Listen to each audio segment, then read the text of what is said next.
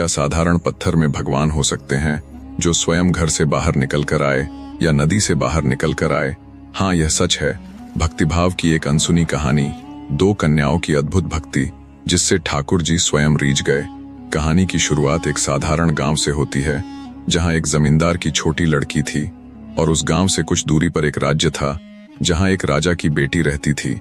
अक्सर जमींदार को राज्य में किसी काम से जाना पड़ता था तो कभी कभार वह अपनी बेटी को भी ले जाता था कि वो भी इतने खूबसूरत महल को देखे।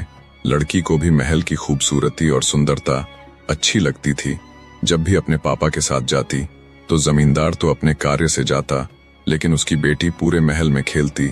ऐसे ही एक दिन राजा की बेटी ने उसे देख लिया जो एक गिरे हुए गमले को सही सलामत उठाकर रख रही थी, और जहां वह गमला गिरा था वहां कुछ कचड़ा भी हो गया था तो उसे साफ कर रही थी।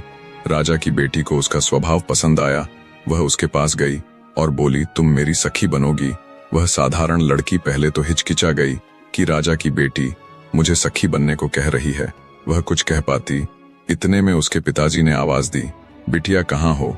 चलो आज जल्दी चलना है। उसने राजा की बेटी को बिना जवाब दिए चली गई। अब जमींदार का राज्य में कोई काम ना पड़ता था। ऐसे ही कुछ दिन बीत गए। इधर राजा की बेटी हर रोज उसका इंतजार करती कि वो कब आएगी, क्योंकि उसे एक सरल स्वभाव वाली लड़की पसंद थी। और यहाँ वह जमींदार की भी लड़की सोचा करती कि मुझे कब महल में जाने का मौका मिलेगा, मैं उसकी सखी बनना चाहती हूँ। उस दिन बेचारी को कुछ जवाब नहीं दिया तो बुरा मान गई होगी। ऐसी ही वो खोई रहती थी। एक दिन राजा की बेटी से रहा ना गया। वह स्वयं गांव आ गई और उस जमींदार के घर पहुंची। जमींदार ने जैसे देखा वह हैरान रह गए कि राजा की बेटी यहाँ बिना किसी सैनिक या सेविकाओं के साथ तुरंत उसके पास गया। राजकुमारी आप यहाँ? हाँ, मुझे अपनी सखी से मिलना है। सखी वो भी तुम्हारी? राजकुमारी जी, यहाँ आपकी कौन सखी है? इतने में ही पीछे से जमींदार की बेटी निकली।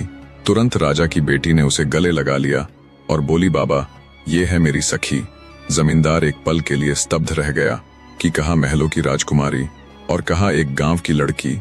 इसके बाद दोनों बातें करने लगी कि उस दिन मैंने तुमसे कहा था, तुमने बिना कुछ जवाब दिए चली आई थी। सखी मुझे माफ कर दो। जब तुमने सखी का प्रस्ताव मेरे सामने रखा मुझे यकीन नहीं हो रहा था और मैं कुछ कह पाती, तभी पिताजी ने आवाज दी तो मैं चली आई थी। दोनों ने एक दूसरे को माफ किया और एक गहरी मित्रता की शुरुआत हुई। अब तो वह जमींदार की बेटी बिना किसी से पूछे महल में कहीं भी आ जा सकती थी। इसके आगे की कहानी अगले भाग में देखेंगे। वीडियो कैसा लगा कमेंट करके जरूर बताना।